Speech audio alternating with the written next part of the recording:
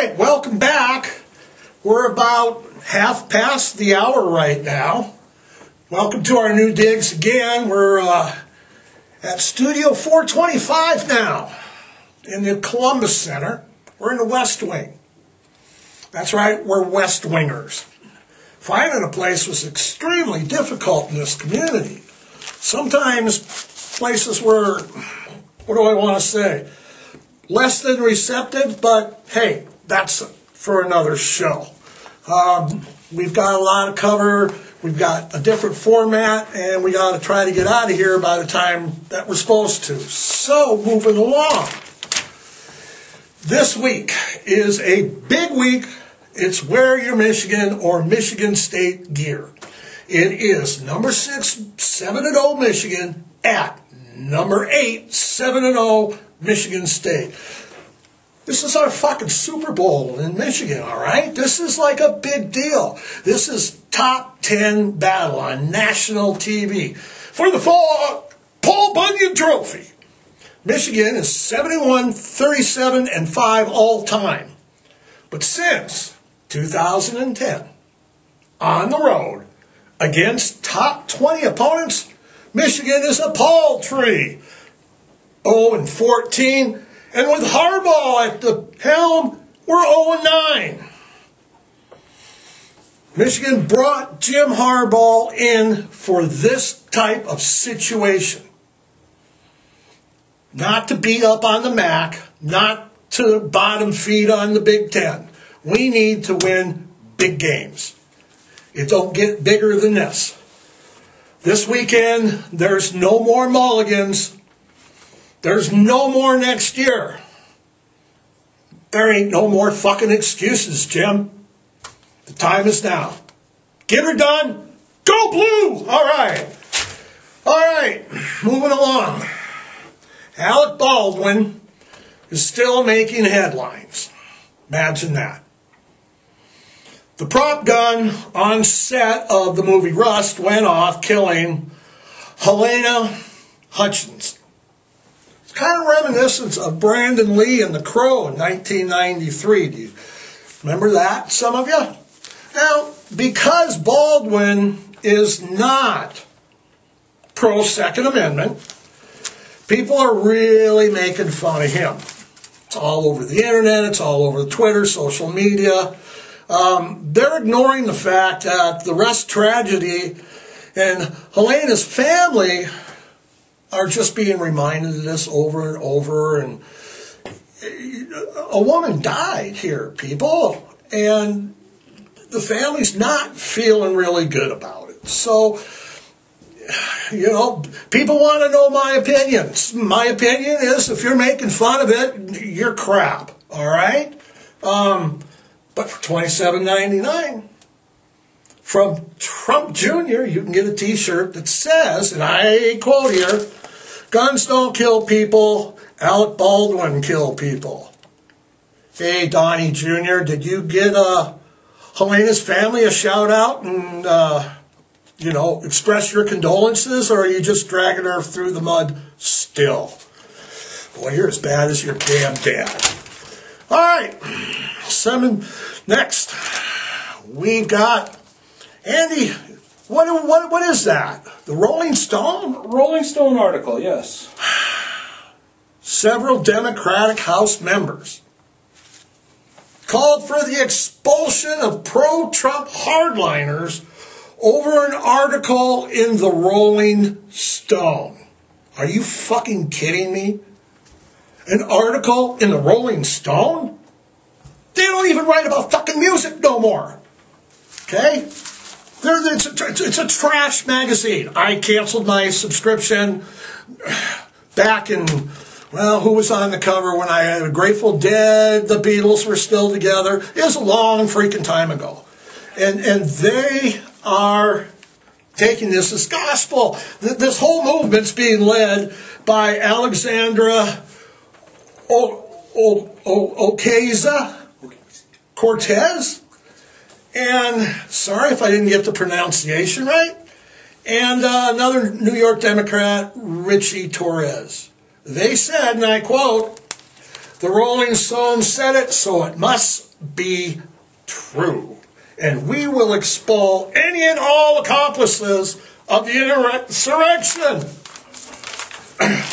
Actually, they also said that they wish the magazine would do more articles on Area 51, but that's another story too.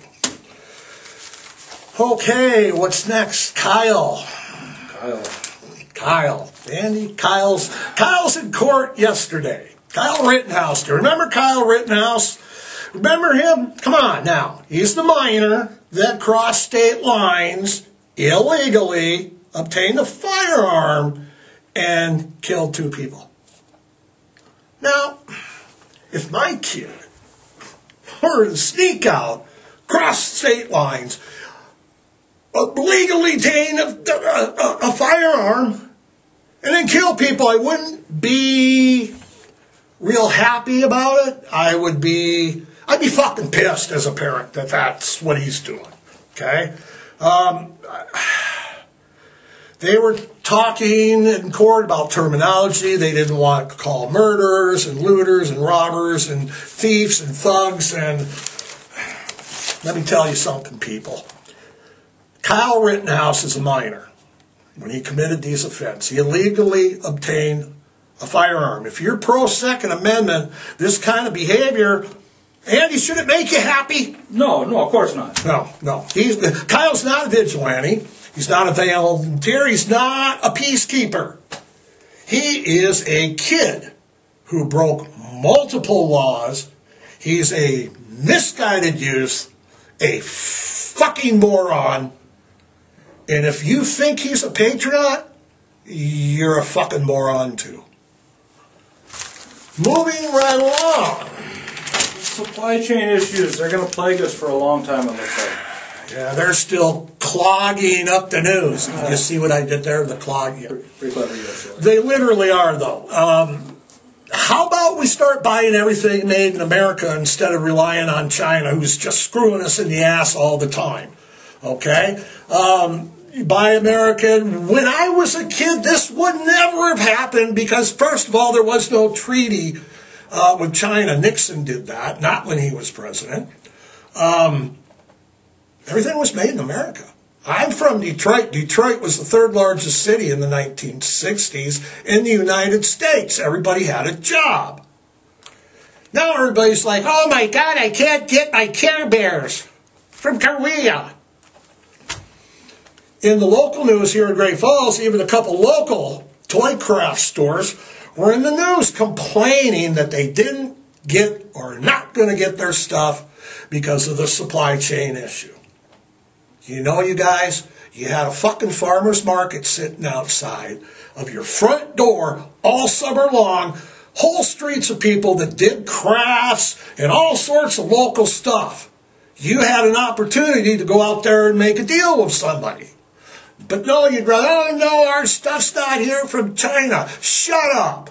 Shop local. You should have had people local help you out. Take a moment to talk about Bill. Collect your thoughts and talk about Bill for a minute. Yeah. Usually at this time of the show, what we're going to do is we're going to have a call him, kind of a PM. You're going to get a hold of us on Monkey Business Media or Pipewrench Pearson on YouTube. And what you will do is you will have ideas for the next segment. The next segment is going to be something like a hot topic, what's going on kind of thing. So what I want you to do is whatever you want. If you want to, ask my opinion on, let's say, white men in Texas telling women what they can do with their bodies. Or you want to ask me what I think about the Second Amendment and how I believe everybody should have at least 87 guns in their home. Or what I think about masks, vaccines, hot topics today. So that will be our next segment.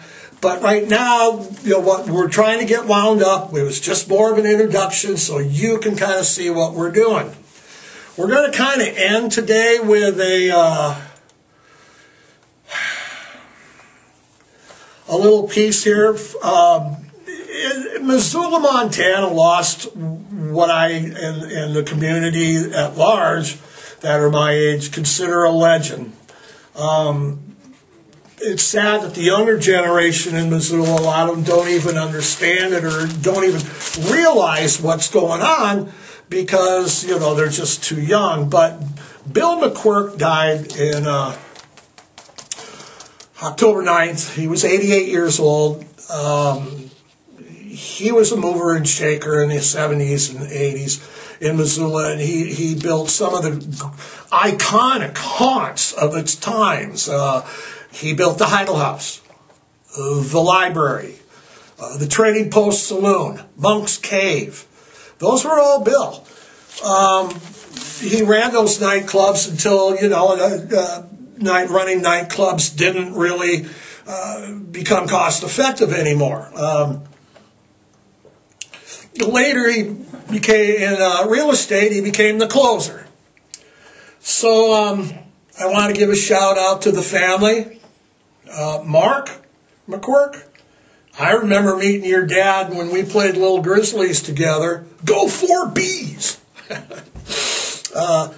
And of course, later every night at the Trading Post Saloon, where you were serving me. But your dad will be dearly missed, and I hope that you and Ellen are doing okay. So, salute to Bill McQuirk. Geez, Andy, it looks like we are done for the day. Realize that this is just a demo, kind of. We were just getting our feet wet. We wanted to cover some news stories that we thought were important for you. Go Blue, and I think that's it. Andy, are we done? I think we hit it all today. All right, let's go.